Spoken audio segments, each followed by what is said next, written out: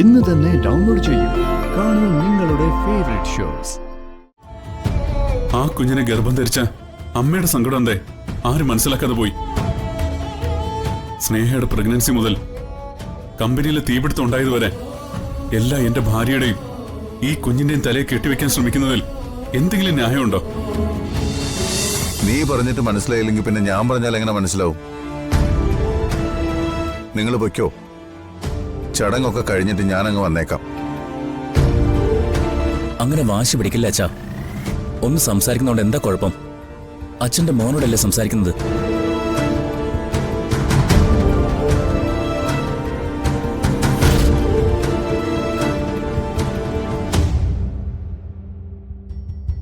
നിനക്ക് എന്താ വേണ്ടത്? ഇവിടെയും സമാധാനം തരില്ലെന്നാണോ? അതൊക്കെ അച്ഛൻ നമുക്ക് പിന്നീട് സംസാരിക്കാം. ഇപ്പോ അച്ഛൻ അവരുടെ കൂടെ തിരിച്ചു വരണം. അച്ഛൻ വന്നാൽ മാത്രമേ ഞങ്ങൾ ഈ ചടങ്ങ് നടത്തൂ. ഇപ്പൊ വാശി പിടിക്കുന്നത് നീയാണ്. ഞാനില്ലെന്ന് കരുതി എന്താണ് കുഴപ്പം?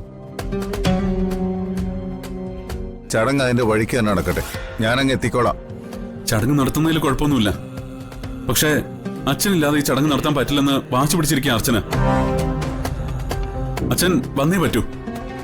അച്ഛനില്ലാതെ ഞാൻ ഈ ചടങ്ങ് നടത്തില്ല. നിനക്ക് നിന്റെ ഇഷ്ടം പോലെ തീരുമാനിക്കാം. എന്റെ തീരുമാനം ഇതാ.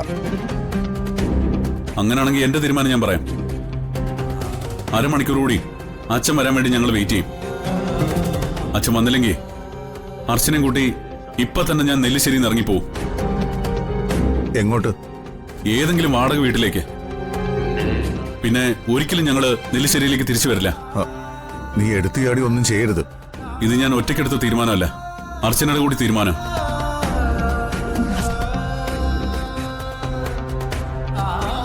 ഇതിനേക്കാൾ വലിയൊരു മുഹൂർത്തം ഞങ്ങളുടെ ജീവിതത്തിൽ ഇനി വരാനില്ല.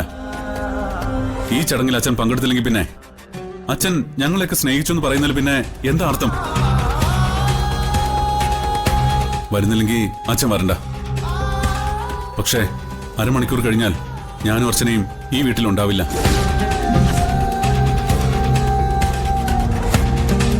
ഇനി എനിക്കൊന്നും പറയാനില്ല. എന്തു വേണമെന്ന് അച്ഛന് തീരുമാനിക്കാം.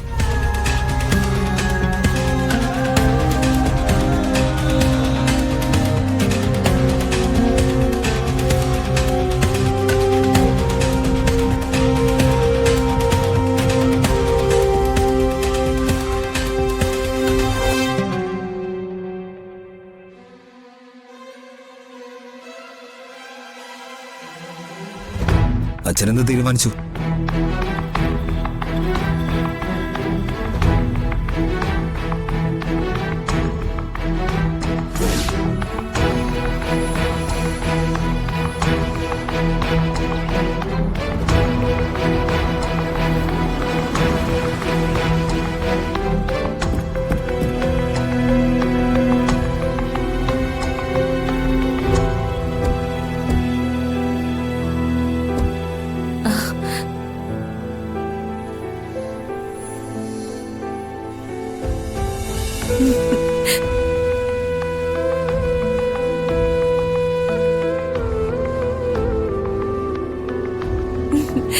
ഏട്ടത്തി,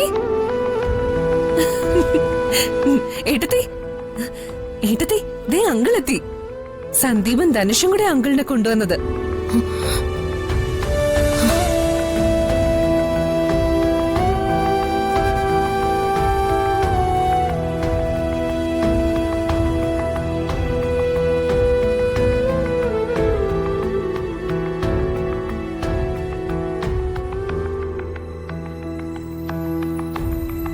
അച്ഛൻ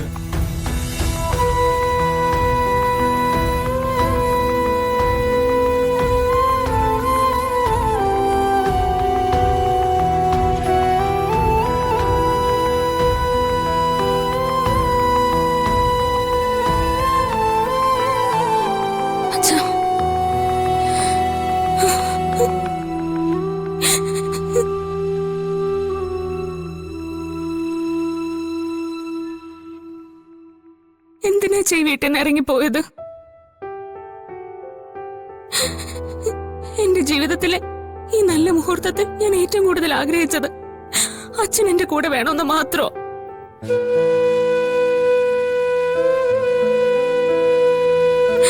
അച്ഛന് മക്കളെ പോലെ പ്രിയപ്പെട്ടവളാണ് ഞാനും എന്നല്ലേ അച്ഛൻ എപ്പോഴും പറയാറുള്ളത്. ആ എന്റെ ജീവിതത്തിലെ ഈ നല്ല ചടങ്ങിൽ നിന്ന് ഇറങ്ങി പോവാൻ അച്ഛൻ എങ്ങനെയാ മനസ്സ് വന്നേ?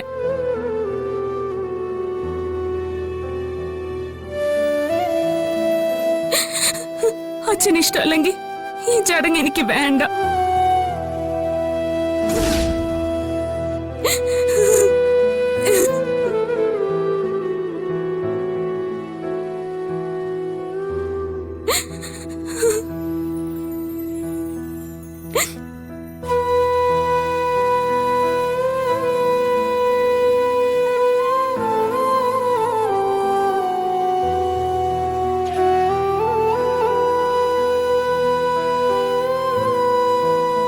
എന്താ അച്ഛാ അച്ഛൻ എന്നോടൊരു വാക്ക് പോലും മിണ്ടാത്ത? എന്നെ അച്ഛൻ അത്രയ്ക്കും വെറുത്തുപോയോ? എനിക്കാരോടും ഒരു വെറുപ്പുമില്ല. പറയാനുള്ളതൊക്കെ എല്ലാരോടും ഞാൻ മുമ്പേ പറഞ്ഞതാ. എന്റെ മാനസികാവസ്ഥ കൂടി എന്റെ മക്കള് കണക്കിലെടുക്കണമായിരുന്നു.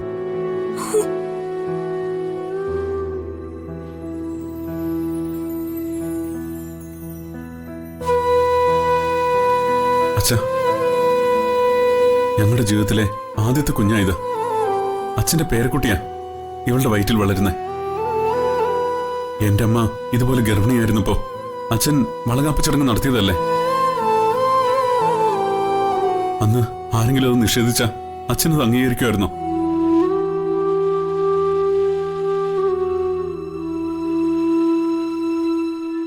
ആരെങ്കിലും എന്തെങ്കിലും ജാതകദോഷത്തിന്റെ പേരും പറഞ്ഞ് ആ കുഞ്ഞിനെ ഒറ്റപ്പെടുത്താൻ ശ്രമിച്ചിരുന്നെങ്കിൽ അച്ഛനെന്ന് എന്ത് ചെയ്യുമായിരുന്നു?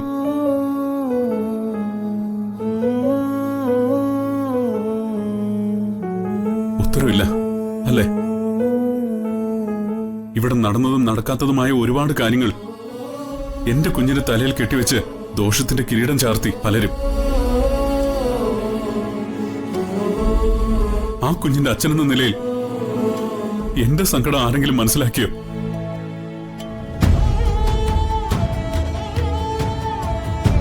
ആ കുഞ്ഞിനെ ഗർഭം ധരിച്ച അമ്മയുടെ സങ്കടം എന്തേ ആരും മനസ്സിലാക്കാതെ പോയി? സ്നേഹയുടെ പ്രഗ്നൻസി മുതൽ കമ്പനിയിലെ തീപിടുത്തം ഉണ്ടായതുവരെ എല്ലാ എന്റെ ഭാര്യയുടെയും ഈ കുഞ്ഞിന്റെയും തലയെ കെട്ടിവെക്കാൻ ശ്രമിക്കുന്നതിൽ എന്തെങ്കിലും ന്യായമുണ്ടോ?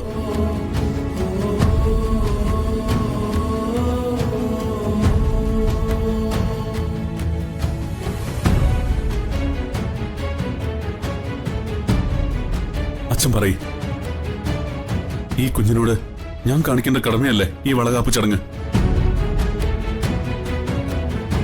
അച്ഛൻ അച്ഛന്റെ മക്കൾക്ക് വേണ്ടി ചെയ്തത് എന്റെ കുഞ്ഞുങ്ങൾക്ക് വേണ്ടി ചെയ്യാനുള്ള അവകാശം എനിക്കില്ലേ?